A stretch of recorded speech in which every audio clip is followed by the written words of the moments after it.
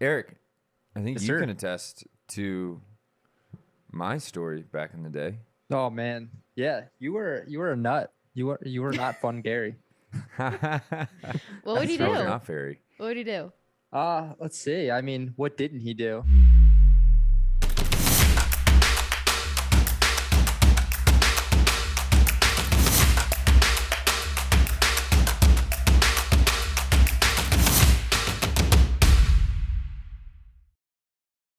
What's up, All Terrain Fitness fam? I am here and I'm charged with way too much caffeine. You are on another episode of the Fueling Fire podcast with All Terrain Fitness. Today we Tone it down, buddy. Today we are going to be talking about why you don't need to keep eating clean food for forever and hating eating to get to where you want to go with your health, composition, physique, whatever it may be, aka why are there no inherently bad foods? So today's going to be a really good one. We got me, Coach Garry, Coach Hailey. and Got Coach Eric over here, all head the way on the East Coast. coach Erick. Baier. That's right. Baier. He's the glue. He's the magic sauce. He's our all-terrain fitness head strength and conditioning coach. He's badass. He is our. I'm gonna call you Spider-Man today. I know it was Bruce Wayne the other day and Clark Kent the other day before that. So I'm gonna just keep it going. You'll be. I mean, might as well just go down time. the list of superheroes at this point. That's right. F it. You're all of them. So that's what it is. But yeah, why are we talking about this one today?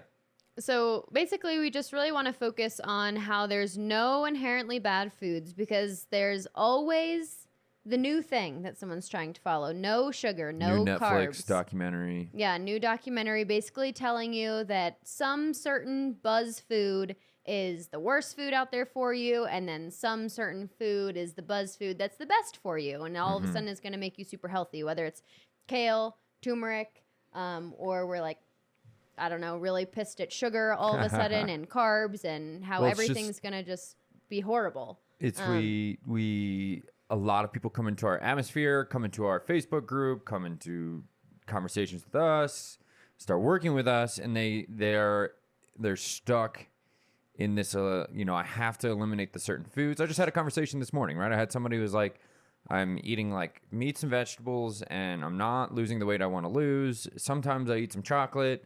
And like beating herself up that like she has a little piece of chocolate every so often. Was she like, that's probably why. That's Yeah. probably why There's I'm one not piece of hitting my chocolate goals every is so because I often eat chocolate. I can't have that one piece. You're like, shit, I'm about to actually not ruin your world, but make it so much better. Like, chocolate's not the problem. Good news for all of us. Right. I don't really like chocolate, but you know. Eric, I think Yes, you sir. can attest to my story back in the day. Oh man, yeah, you were a nut. You were not fun, Gary. What would he That was do? not very. What would he do? Let's see. I mean, what didn't he do? He didn't do anything outside of the realm of like wanting to compete. So I mean, I get it. Like he wanted to do whatever he could or think of any possibility to make himself better to potentially compete next level. I 100% get it. But some of the things he was doing, it was Like, what needs any kind of foods. His water had to be a certain pH. His oh my God. Yo, how much money was I spending on water a week? Let's talk about your grocery bill. So I actually calculated it one time. So you were Well, the cashier did that for me every time. right, but no, you're buying those meals, right? Oh, That yeah. are being sent to you. So that was $150 a week. Yeah. Then you were spending money on groceries, which I'm pretty sure you said it was like $250 every time you went. Yeah. And then you would go out to dinner or go out to lunch or whatever it was. And I was like, man, you're spending like anywhere from $300 to $400 a week in food, Yeah. right? And I had no results. And it was to show all for trying to get to this next level. So there was pH water. There was, what else? Single origin organic coffee. Single origin organic coffee. Yeah. When All I kinds of first started crazy dating you, supplements. there were All kelp organic, pills all involved. Hey, hold up. We still get iodine in our diet. It's just now just purely iodine. It's not kelp. Yes. What? I'm sticking to the kelp. I'm not letting it go. What else was there? Let's see. We had all organic vegetables. We had obviously elk and bison, pH water, single origin coffee. No alcohol. No alcohol. But No as alcohol. far- Insight. Oh, Siggy's, Siggy's yogurt. We still eat Siggy's or We still, other yeah. Icelandic, but it It's was. fucking But delicious. now it's just because we love it. Back then it was because like it had to be the primo, the Right. most organic thing. I don't know. You name it, man. I had done it all. Right. It was flirted with some keto, flirted with some, Oh, well, yeah, you were like taking your glucose level, weren't you, for a while? Yeah. Yep. Taking my glucose, you name it. But to sum it up for everyone, like I was stuck in this, I was earlier on in my coaching career, probably like 5-6 years in, probably 5 years in of being more serious. And like Eric said, it was also to these things. And I think a lot of people had just been trying new things at the time, right? Like I think we had also kind of like been in this like little expanding forward of nutrition that like I think a lot of people weren't clear in the Right. atmosphere. Well, it wasn't bad. Well, yeah, and I was You also know. well, that's what I was taught in my nutrition class. Like the nutrition class at Towson was like, fats before workouts, carbs after workouts, like switching to all this organic stuff, right? So like it was not only what I was being taught, right? It was what also was like getting bombarded at me via like podcasts and people talking on YouTube videos and watch what all these top athletes, if you can call CrossFit people athletes, were.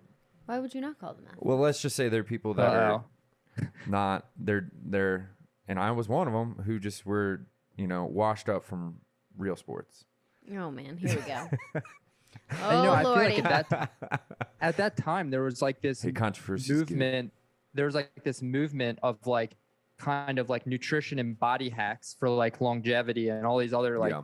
everybody was turmeric this, take this supplement, do this Yeah. kind of hack, this kind of sun exposure to this.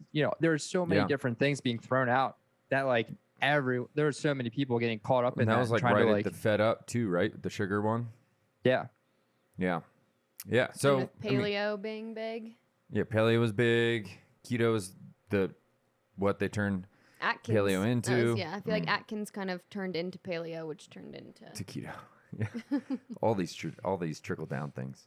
And again, it's not to say that there is like one size fits all. You have to do what we do, but there's still some basic principles that I wasn't adhering to, that no matter what form you do, you should adhere to, right? Like, I don't care if you're eating all keto or you eliminate all sugar. Like, if you eliminate all sugar, but you still overeat the amount of calories you expend per day, it doesn't fucking matter how clean it is, right? Like, it doesn't matter if it's from sweet potatoes or if it's from Sour Patch Kids. Like, I would rather be the person who's underfueling, eating some Sour Patch Kids, not even underfueling, but eating within my allotted caloric expenditure, than being the person who's overeating clean foods and over consuming those clean foods consistently over time, because I was that person. And when I would go and get blood work, when I was eating all organic, pH water, you name it, I was like 24 and my LDLs and my LDL particle were through the roof, right? So then I switched up and I learned how much I need to eat for my metabolic needs. And then I started eating a little dirtier and I stopped spending $400 a week at the grocery store. And all of a sudden my blood work transformed, right? So it was proof in the pudding as to like, look, you still have to worry about how much you're fueling your gas tank. Right. Well, and I think you always look at that too of, base level first. And when we talk about the amount that we're eating, let's all start there. Then we can go kind of on more of an individualized pattern and figure out, yes, there are certain foods for certain people that, work better with digestion, make you feel better bloated wise, energy. Autoimmune disease, right? Autoimmune, everything there, but allergies. Allergies. allergies, right. But we have to start with the base. And if we don't have that base first, then there's really nowhere that we're going to springboard off. So base number 1, eat the appropriate amount for what you need to do. And that's based on your total daily energy expenditure, then learning how to eat, below if you're trying to lose weight, maintaining, reverse up, all there. So basic number 1 principle, eat the correct amount of food. There's no food that you can just eat in abundance of, and like calories are going to add up. So step 1, there's no eat the food appropriate you can amount. magically eat in insane amount of quantities for as much as you want and it not have any repercussions. Right. And go for it. I was going to say real quick, it almost gets more complex than that, just because if you look at, let's just say like the 80s, 90s, when diet culture became super apparent, that's when like you get those lean cuisines. That's when you get like big movement of carbs are bad, fats are bad, all these things, I've trained a lot of people in their 50s all the way up to about, I think my oldest client was 98. And they were stuck in this mindset. Like I still have someone I train regularly that I can't get her to break the idea of like carbs are bad. Right. So it's hard. Right. And she's always looking for like, oh, I have to do low carb this, low carb that. And it's almost become like a headache. And it's like you have to reverse engineer decades of marketing and these food scientist strategies for you to like basically screw yourself in the back end. Yeah, I mean, it's so ingrained to the culture of whatever's going on right now. Like, I forget, it's so random that made me think of this. I turned on like an episode of Frasier, if you guys remember that show. And he's like talking, his dad's like, if you all remember his dad is the typical all-American dad. And he's like talking about eating bacon for breakfast, and Frasier's this affluent, educated person. And he goes, "Oh, Dad, I love my low-fat, low-cholesterol breakfast of yogurt and granola," and something like that. That was a pretty good impersonation right there. Good job. But it was those 90s, right? Like you said, where the low fat was everything, right? You had these butters that like, I can't believe it's not butter, right? It was all the same thing, different butthole, right? All just trying to get you to do same shit, different butthole. Let me get that clear and clean. I didn't want to ruin that for all of you. But it is low, whether it's the low carb Atkins, my father has done that plenty of times. Whether it's the low fat of the 90s, right? There's just something to demonize the sugar and the fed up, the plant-based, right? There's always something, but all of these things, if you equate things equally, right, you can elicit the same effects. And I think we'll kind of dive into that, and I'll just kind of get into that. The main one that, like, to paint a clear example, right, of basically all things equated, right? Like, one thing I always get upset about, like, with the plant-based one, right? So they take these guys, they have them eat these burritos, and they have basically all the same things on the burrito. So it's like rice, beans, some veggies, guacamole, and then the wrap. And then all they did for the meat-based person was then they put like another 6-8 ounces of pork on there. And so then like 2 hours later, they went and tested their lipid blood plasma, right? How much lipids were in their blood plasma. And the person who had obviously 200-300 extra more calories with more pork, more fat, definitely because pork is fattier, right? Had all these more lipids in their plasma. And it's like, well, you didn't equate everything, right? You did not make all of that the same. The person who was eating plant or meat-based had an extra 400 calories, something like that on there. So I'm like, how you can't do these things. Like, you can't, it's so easy for all of these documentaries and all these different food hacks to like bait you in with that. But it's like, look, if you equated all things the same carbs, same fat, same proteins, right? Same amount of calories, the blood work is going to look a hell of a lot different, right? Right. So I think that let's segue into carbs, right? So, one thing we always kind of hear, like you said, your client, like carbs is such always under attack. Yeah, always like carbs are bad. And, I say this to everyone. It's like, look, if I took you out into the woods, I say this a lot, you didn't eat for 48 hours, right? And you come back, like your body's not going to give a shit if that carbohydrate that you get, it comes from a Sour Patch Kid or a sweet potato. And in that instance, it's actually going to prefer the Sour Patch Kid because it's really easy to break down. You have to take less energy to expend it, right? Like you come in after not eating anything, like your body doesn't want to have to break down all this fiber, right? And so like with carbohydrates, right, everyone's like, oh, sugar so bad, but it's like you do know that a carbohydrate from a sweet potato, when it's broken down past the liver, turns into the same thing as a sugar molecule from a Sour Patch Kid, right? It's either a polysaccharide where it has multiple chains of the carbohydrates that are harder to break down, right? Or it's just a simplistic form. But the simplistic form gets so demonized because they are very obviously very palatable, a lot of calorie, nutrient dense per weight, right? So it's very easy to continue to eat those things. You don't have fiber to really make you feel full. But again, like the plant-based or anything like the fed up, right? If you equated the sugars for the same amount of carbohydrates as the sweet potatoes, you're gonna elicit the same amount, right? And this is where most people get it wrong, is they worry so much first about like, it's gotta be clean. I gotta eliminate those things. I can never eat carbohydrates before they've mastered like, hey, are my calories in check? Am I eating an adequate amount of protein? And do I have at least balanced carbs and fats? Right. And I think that also, like, we can also talk about with carbs specifically, really focusing on how people feel. And I think Erick can really attest to, we've had a lot of specifically female athletes right now that they eat within their calorie, limit right now, but they're super, super, super low on carbs, like 60 grams of carbs. And what happens to their mental state?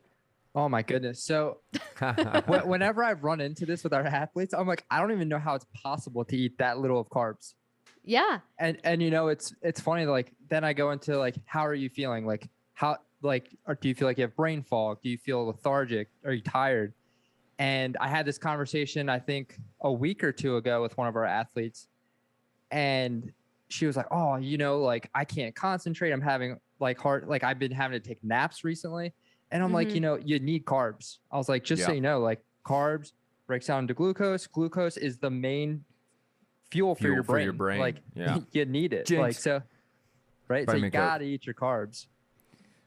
Right. And I think people get confused on, like, obviously we're not saying, when we say there's no inherently bad foods, we're not saying, okay, make this balanced plate and swap out your sweet potatoes for Sour Patch Kids. Like, no shit. That's not what we're saying.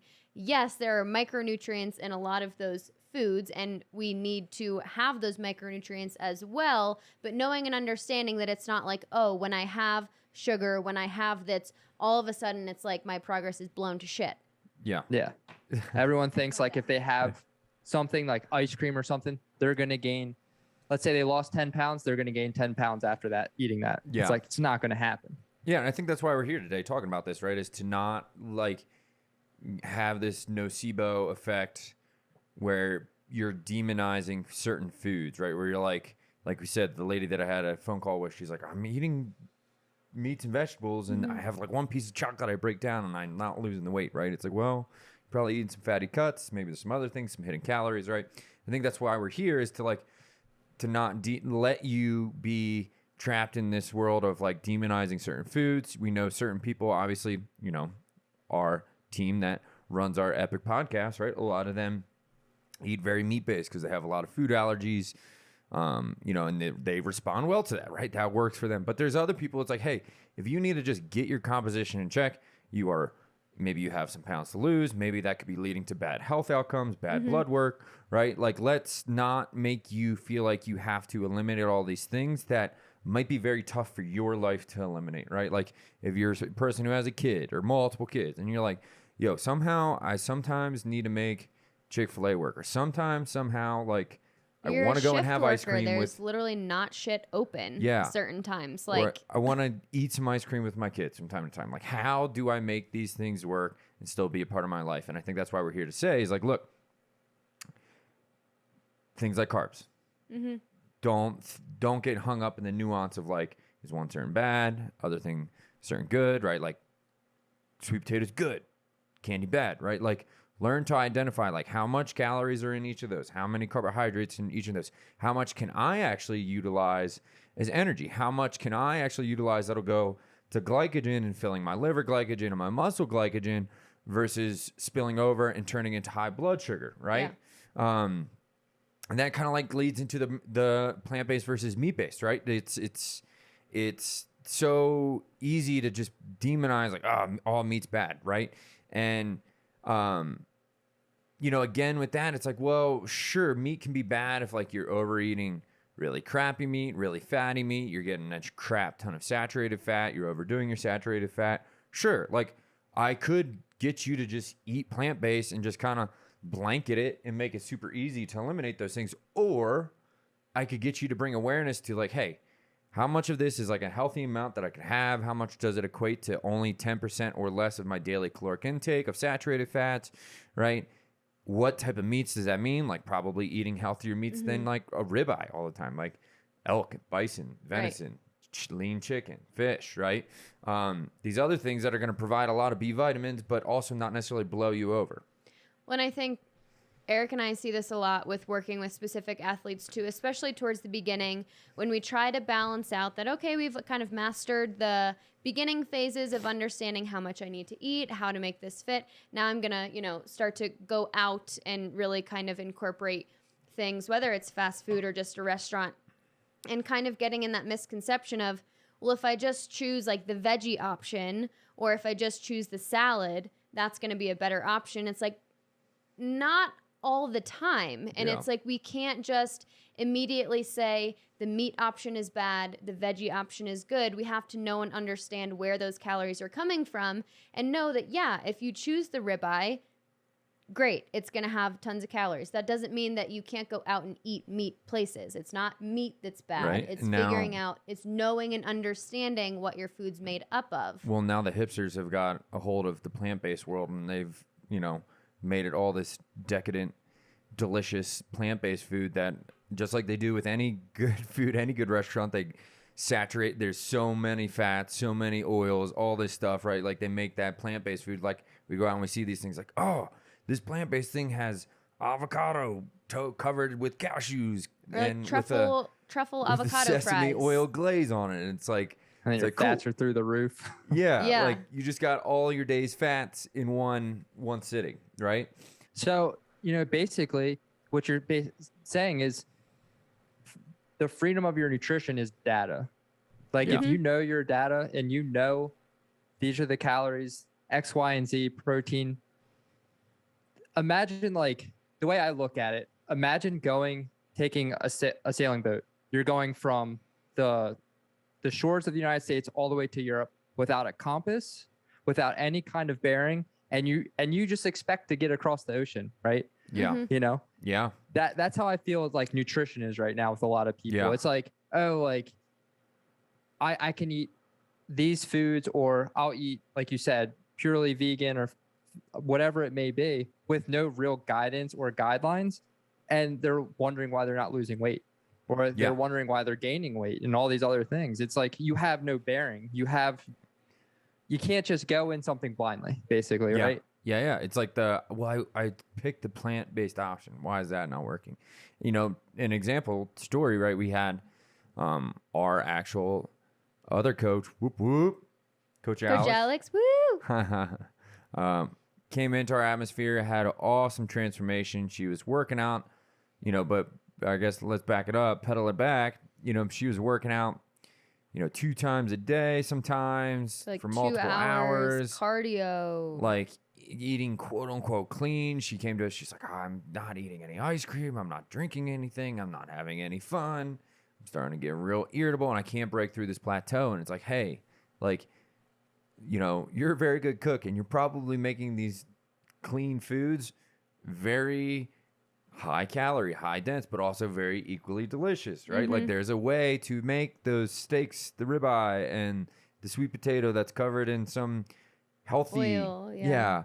Oil. It's in olive oil or something versus, butter, right? Like it's very easy to still substitute in these quote unquote healthy things and overdo it, right? And it's so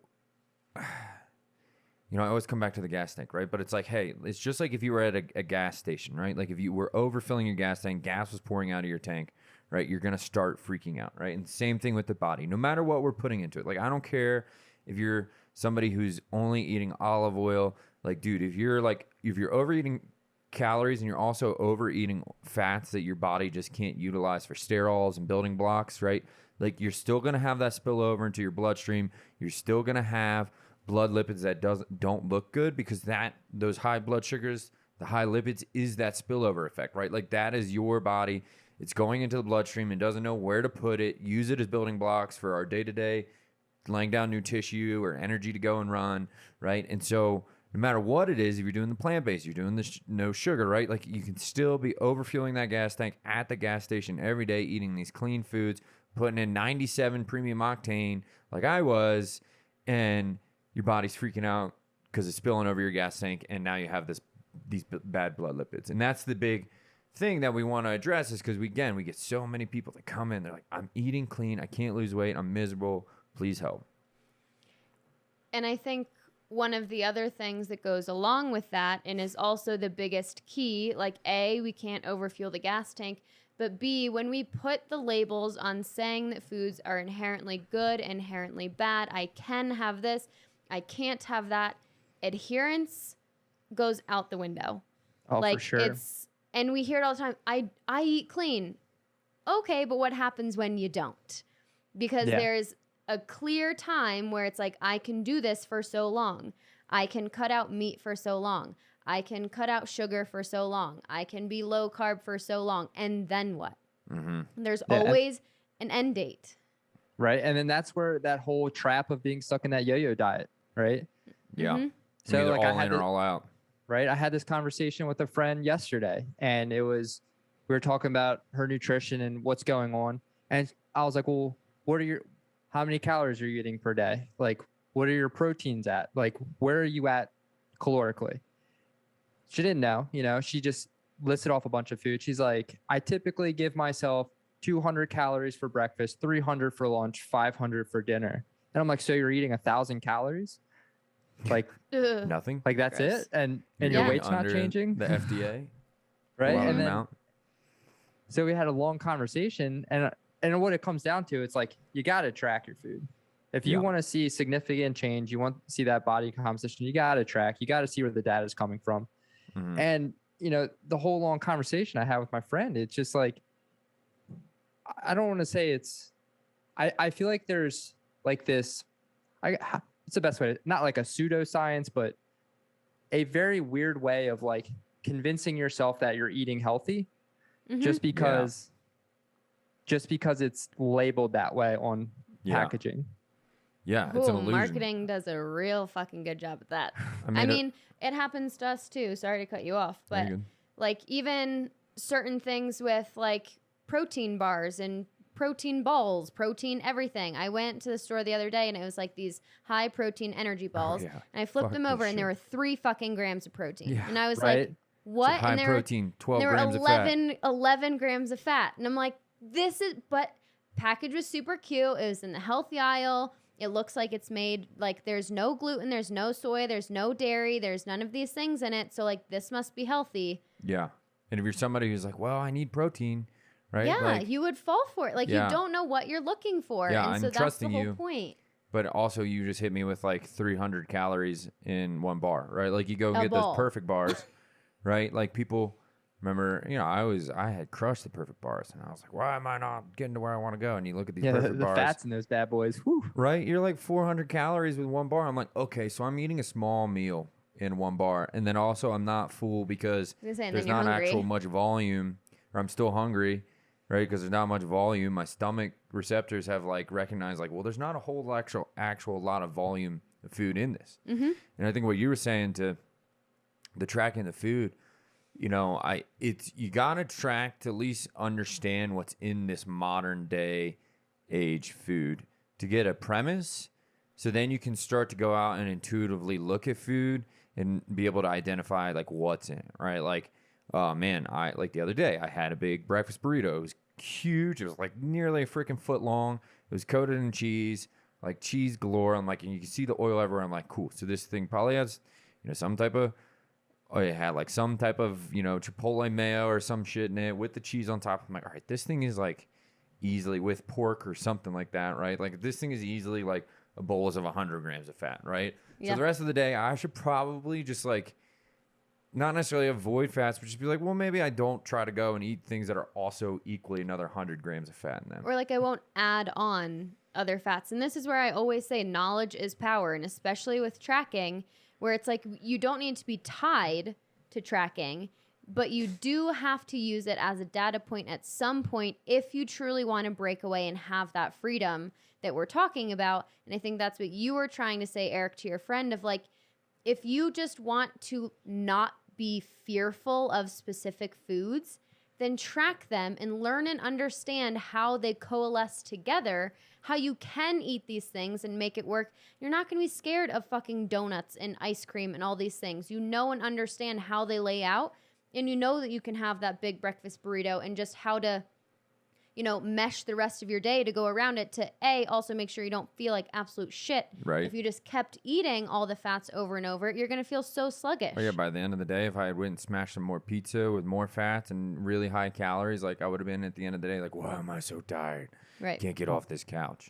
And the tracking, right, it's not, you know, it's something that some people get scared, right? Like they're like, oh gosh, I got to track my food. And it's like, seems restrictive. well, you do, to get to a point of understanding and freedom and getting to a point where you can almost look at food and it's like the Matrix where it's like you take the red pill or the blue pill and like you're awake now to seeing what's in this food, right? And like, and then you can go out and just be like, well, I instantly know. Like I'm not even really thinking about it, right? Like yeah, it is some part of your taking some bandwidth, but you just have, it's just like when you know, look at this task that you need to do for work and you instantly know what to do, right? It's that kind of the same thing where you like it's looked at it. becoming an expert and you've computed it. You computed it very quickly and you know exactly like, all right, the rest of the day, like I should probably be a little chill on eating so many fats and stuff like that. And to the point of why there's no inherently bad food, again, you only have so much each and every day. You can only have a certain amount of fats your body can turn over into sterols.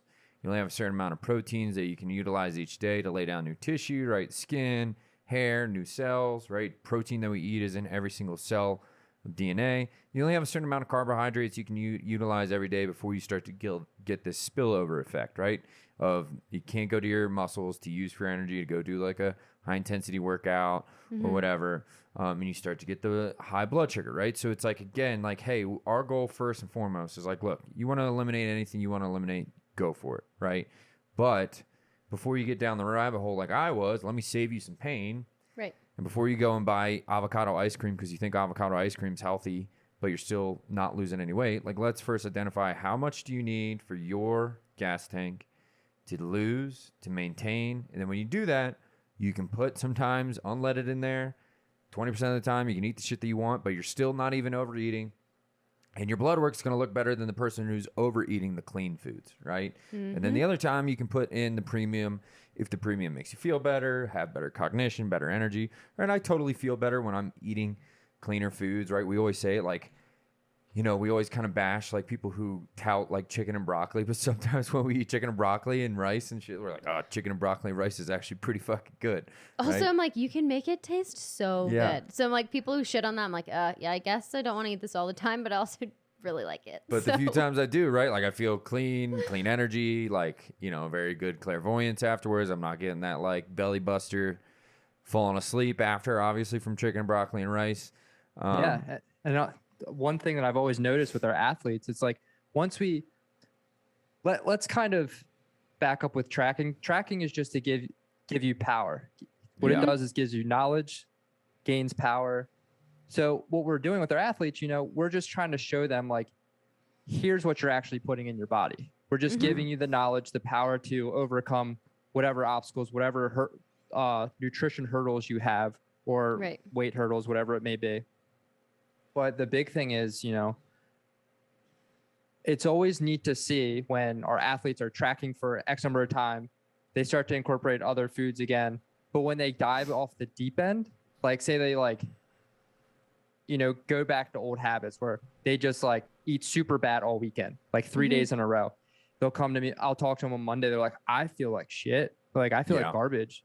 Like and like people are so stuck in one way of like eating like very poorly, very processed foods, they don't even realize that they feel bad until they start eating clean, right?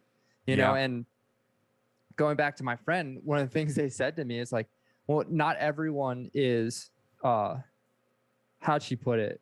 Like, not everyone is as strict as you with your diet. And I'm like, if anyone knows me, like actually knows me, I'm not strict with my diet. Yeah. Fun fact, I don't even really I don't have to track my food anymore, just because I just go by how I feel and performance based. You know, that's what it comes down to, and pretty much how I look in the mirror. You know, you don't have to, like you're saying, you can deviate from being super strict with tracking. You know, it's not, tracking isn't the end all be all. No, not the only way to do it. Well, you nailed it on the head when you said how much better people feel. Like, case in point, very specific example, the Tiners, a couple we had in our program, they both crushed it, by the way. They both lost like almost nearly 30 pounds each in 16 weeks, which is pretty much the max you can lose of true good fat loss. They looked awesome by the end of it. But they were in the same boat where they came in, they were like, I'm eating all these clean things. We're making like burrito bowls at night and stuff like that, and really organic meats and stuff. You know, eating veggies we grow in our own little farm or our own little garden. And we got them to, like you said, adhere to the appropriate amount for their metabolic needs. They're like, man, we have so much energy. We're sleeping better. We're waking up with more energy. It's like, yeah, you're not going to bed like with this huge over-caloried system that has all this extra food that it's trying to digest while you're also trying to go to sleep and get into the restful state, right? And you nailed it. It's so key. Like, you could be clean all you want, but if you overfuel that gas tank, you're still going to feel like shit. And like, before you worry about so much the cleanness, like, get the appropriate amount and you're going to feel a lot better. Right. 100%. And I think one of the other, and I brought it up a little bit earlier, but I think something that I have personally dealt with too, with getting really, really restrictive over my diet. Because I think, anyone who knows the three of us, we're pretty open with how we eat currently. And it's definitely a balance, that 80-20, high quality, more whole foods, and then, indulging on the things that we want to and that we enjoy. But I went down the rabbit hole of trying to restrict a lot. And I think like super obsessive with the calories and stuff. Super obsessive. And then going into Whole30, which for me, it was, I was trying to figure out some GI things. And, that's why we're saying there's not any inherently bad foods for specific people. Yes, certain people can digest things better than others. But I went down the Whole30 route, and that blew up an insane binge and restrict that I didn't even really realize was happening. And it was like when I cut out and I told myself I couldn't have anything, like it got down to the point where in Whole30 you can't have gum, and I love gum. And it was like I would find myself like itching for gum and having these like crazy cravings. And I'm like, what the hell is going on? Like, I can have a piece of gum. I don't know why this is why. And we went. Yeah, you were at a point with tracking. Like, you had a very specific moment with tracking where I was like, you're at these low calories and these carbs, and I'm like, yo, dog, like, if you go over on 10 carbohydrates for one day, like, you're gonna be fucking okay. Like, you don't need to be crying. I love you, babe, but you don't need to be crying, right? Well, I was also probably crying because I wasn't eating enough carbs. That's right. Anyways, but I finished Whole30, and then we went on vacation, and I think this happens all the time. It's like, let me cut out and restrict all these things because I have this event coming up. And we went on vacation, and we were with your family, and it was like there were Twizzlers, there were chips, there were bagels, there were all these things that if like we could have that in our house, and I know how to eat the appropriate amount of it, but I hadn't had it in so long. Oh my God. I was like, I will eat all of this until I puke. Like, I need to have all of these things. And I'm like, did go to bed one night like I did. I was like, I could throw up. I think I could throw up, and I'm like sweating. I've eaten so much food. And I think that's where it's also like, it comes down to adherence. If you can't just say you're not going to eat these things forever. Find a way that we can eat what we want in the correct portion, fill your gas tank correctly, and then you're going to notice a lot of those binge and restricting behaviors start to ease. and you're going to look at food in a different way. So it's like, yes, there's the science behind how there's not inherently good or bad foods, but there's also the mental piece of how we look at food. And the two of those working together are why it's so important to find that 80-20 balance and to not put things in certain categories, because that's when it's just like you're either all nothing and you're not going to get to your goal regardless. And the adherence is, sustainability, right? Yes. Like, look, if you have kids, you have a busy life, maybe you're a nurse, maybe you're somebody who, I don't know, has like such a busy schedule between work and driving kids everywhere and trying to get a workout in. Like, and sometimes you need to just have something quick, or there's foods that you just do enjoy, right? Like that like in the past, it's either been I totally eliminate them or they're in my part of my life and I don't know how to like ever have some chill with it. Yeah, like have a good balance with them, right? It's important to make those foods, understand how to make them fit into your life versus eliminating them, right? Like motivation is a very short-term strategy, right? That's using fear as your decision tactic of let me be scared of pizza. Yeah. No. And there's ways to do those things, like especially when you track, but also like knowing that like, all right, well, maybe these foods, even though we know our certain amount, like there's certain foods that we overindulge in that we just make the barrier of entry tougher to get to. Like we leave them at the grocery store. Like, all right, if we want a bag of Yum Yums, like it's going to be a special occasion. We're going to get one. We're probably going to binge on it one time. And we'll eat the whole bag and it's going to be great. And we won't have them in our house all the time. And that's the sustainability or adherence thing, right? Is like, look, you're these foods, like if you've been multiple decades from the 90s to the 2000s to the teens to the 20s, and you've done, like Erick said, you've fear-mongered carbohydrates, or one time or another you fear-mongered fats, fear-mongered meat, and you keep going fully in this one box or fully out, and you lose some weight, you gain it all back, yo-yo, like Erick said, all the time. Like, how about this time you just learn how to make these foods work for you? Because all those other diets are working on the same mechanism, right? They're all still working on just, hey, let's pull a little trick on you. Let's get you to passively eliminate this one whole food group like carbohydrates. And, most likely within that, we'll get you to lower your intake and hopefully lower some weight, right? Like, yeah, if I eliminate 200, 300 calories each meal from carbohydrates, there's a pretty good chance that I'm probably going to lose some weight. Right. But it's a causation versus correlation thing, right? Was the actual causation because I eliminated carbs, or is there just a correlation that I eliminated carbs, I also lost weight? It's a correlation because you restricted intake and you still lost weight, right? The causation is that you still restricted your caloric limit, your caloric intake. So let's restrict caloric intake while learning how to manage these foods that we enjoy. And that's all of those diets, like from somebody I have a whole bookshelf right here of marketing books, right? Like everything's trying to get you hooked on their unique mechanism, right? Mm-hmm. Like hey guys, they sit down as a team like, what's our unique mechanism of change? Okay. Well, right now, and boil it down to this many words. This plant-based, big Cisco, think big grocery store, King Supers, Food Lion, Super Fresh, whatever. I mean, those huge conglomerates, right? They're sitting down like, well, what's trending on Netflix right now? Mm-hmm. Well, I saw this plant-based thing.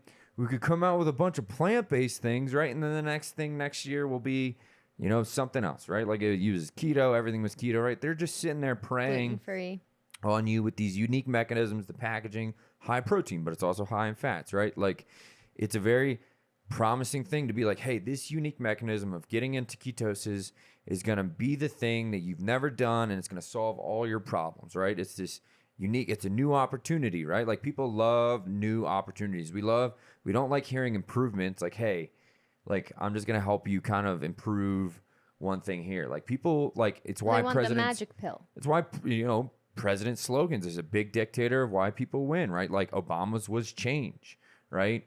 And Trump's was make America great again versus like Hillary's was I'm with her, right? Like both of Obama's and Trump's promised a new opportunity, like a complete pivot. Like, this whole thing it doesn't work. Like a whole new opportunity over here versus just an improvement on what you're currently doing. And that's what people love. That's what marketing people do with food. They create this new opportunity, this unique mechanism that's going to solve all your problems. It's this new shiny object, and we gravitate it towards like, moths in a flame.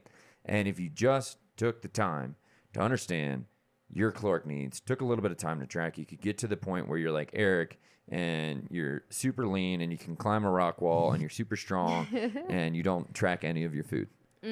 That's the goal. Boom. He's sitting right Look here. at it. Look at that face. Oh, hey, man. hey, team, make sure you pan in on Erick's face right now at this point of the show. There we go. Oh, now got me blushing. But yeah, like to what you're saying, it's always sad to see when, I mean, you're just flooded on social media or any kind of crazy marketing, like of some kind of new nutrition hack, something that's new that's going to make you lose 10 pounds or do this juice cleanse or do that. But are you really helping yourself, or are you just basically what you're doing? You're putting yourself in a massive starvation mode, right? Yeah. If you're Are doing you really some kind of juice eliciting cleanse. real change, right? Like, Yeah. it's again, Alex Freas' book, good book. I forget what the title is. Must be so good. You But forgot. he's going through marketing, right? He's like, and he's in the fitness realm, and he's like, look, there's a reason why, Xanax is a multi-billion-dollar medicine, right? And no meditation company comes even close, right? But like they both elicit the same things, right? And meditation helps you, get calm, more level-headed, less anxiety, less worry, right? But Xanax is such an easy promise, right? Like, hey, time to completion. Boom, I pop my pill. Like, dream outcome. Like, all right, I get to be more relaxed and more chill. Well, so does meditation, but, through the meditation, you might sit there. You might doubt how you're doing it. You might feel uncomfortable while you're sitting there and doing that, right? It also takes more time. Meditation is one of the things that takes repetition, right? But whereas, like, that little thing, like the quick diet, is this quick fix. It's this quick thing. It's a Band-Aid over top a wound that needs stitches and real attention. And you take away that diet, like you get into that box, you get into this all carbs in or carbs, no carbs type thing, and you step out of it. You just took the Band-Aid off, and now you're back to the wound that it still hasn't been addressed, right? You're still back to the root problem is you don't know how to make these now other it's foods. infected and nasty. Yeah, right? And so it is the unfortunate thing. Like that's why Charge the Mountain is our big staple point. Our big motto is like, look, to get to where you really want to go, that is actual freedom, is a place of high value. You know what? Like the law of the universe is like that takes fucking work. Like that takes effort. That takes you gaining knowledge of your own metabolic needs, aka learning to track for a little bit. It takes resistance. It takes some friction. It takes you running into an obstacle and the universe testing you, saying like, all right, how much do you really want to get over this obstacle? Like, I'm going to test you right now and see if you really want this bad enough to get over this obstacle, to be aware of like, where's the next solution for me to move forward, right? And if you're in this quick fix mode and you're in keto, like, well, keto stopped working for me and I didn't really want it that bad, you just tumble back down the hill and you give up and you gain all the weight back, right? And if you really are in a position where you're like, hey, I really want to get this, I want to fucking figure this out once and for all, I want to learn how to eat for my metabolic needs, it is a process of learning, and you got to have a little bit of friction like anything else. Like you take a class to learn, to gain some knowledge, right? You got to gain some knowledge, but once you get to the other side, you put in the effort, you gain freedom. You get to the position where you can enjoy foods. I'm have a weekend with the boys. I can guarantee you I'm going to smash some margaritas and some pizza and some delicious food, and I'm going to be A-okay with it. I'm going to enjoy it. Probably going to feel like shit the next morning, and I'll probably clean it up come Monday. But that is the point. It's like, look, I want to have my physiology in one hand. I would know health is super important to me. It's something I want to be around long term for you, for Erick, our team, for future kids, right? It's something I value tremendously also because it makes me feel better, right? But at the same time, I'm not going to be this fear-mongering person looking at carbohydrates, avoiding social gatherings. Who doesn't live your life? Not eating the cake or the ice cream because it's bad and not having fun, right? So we ain't here for a long time. We're here for a short time. For a good time. Short I think, time. I think that's the saying. We're here for a good time, but yeah. I'm here for a long time. I'm here for a good time. You're right. That is how the saying goes. Yeah. Anything else we wanted to add to that? So I guess if we bottom lined it, look, break away from this idea that there's any certain bad food. Learn how to eat the appropriate amount for your metabolic needs. Understand that within that if you can understand that, you can turn your food into X plus Y equals Z, and you can make that X component be whatever food you want. And then if you can do that, you increase your adherence. and your unlock compliance. unlock food freedom. You make it more sustainable. You make your life better. You make it more enjoyable. Then you probably enjoy the eating process with now you've attached a positive emotion to your eating instead of a negative emotion of looking forward to that cardboard-esque food. Yeah. So that also increases your compliance, and You wonder why Coach Alex and I always talk about how much we love food. that's right. Watch out. So we got a good relationship with it now. Don't get them started. Yeah. So basically, just to sum it up, just kind of a law of the universe. Knowledge is power. Knowledge is freedom. Boom. The more you know about yourself, the more you can learn. It just, that's anything in life, right? Yeah. Yeah. Financial freedom, any kind of as far as your personal life or your job, it's the more you know, the more you want to learn about whatever position you stand. That's what freedom is. Yeah. The more you learn about your habits instead of looking for something that promises this end result with no time, no friction, no effort, no knowledge gained, no energy put into it, right? Those are the things that never last. There's a reason they don't last. And like you said, you have to be willing to gain that knowledge. Knowledge is power. And with that, gaining knowledge on yourself takes effort, takes time, right? Yeah. Anything that, if the promises sounds too good to be true, most likely is. Boom. All right, crew, All Terrain fam, what to do? If you're listening on audio, what we want you to do right now is head over to our All Terrain Fitness, Mentality, and Fat Loss group to get our post-show wrap-up where we're going to actually break down a little bit more about carbs and complex carbs, sugars versus complex carbs. We're going to break down the difference between being meat-based, plant-based, how meat-based can be sometimes bad when you're doing it wrong, or how plant-based can also not elicit the same performance, right? Or how also plant-based can also be bad if you're overdoing the fats. We're going to get into the different types of fats, saturated, poly, monosaturated, right? So we want to kind of learn how this works, how all that kind of breaks down when you're going past the liver, things like fiber, stuff like that. You want to gain a little bit more understanding of why we say there's no inherently bad food. Head over to our Facebook group. Like I said, we'll break that down for you on the handy dandy whiteboard. And if you're on any other platform and you are ready to become an All Terrain human, go over to our Facebook group and pick up a copy of our All Terrain Body Blueprint, which is going to be your full guide of how to create the most resilient body ready for anything. But not only that, creating a mental landscape that is also all terrain and ready for anything, right? You need to have the physicality and the mentality in the all terrain set to the all terrain 4x4 position.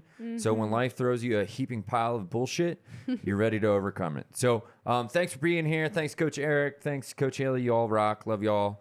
We'll talk soon. All terrain athletes, appreciate y'all too. Keep charging the mountain, and we'll talk soon.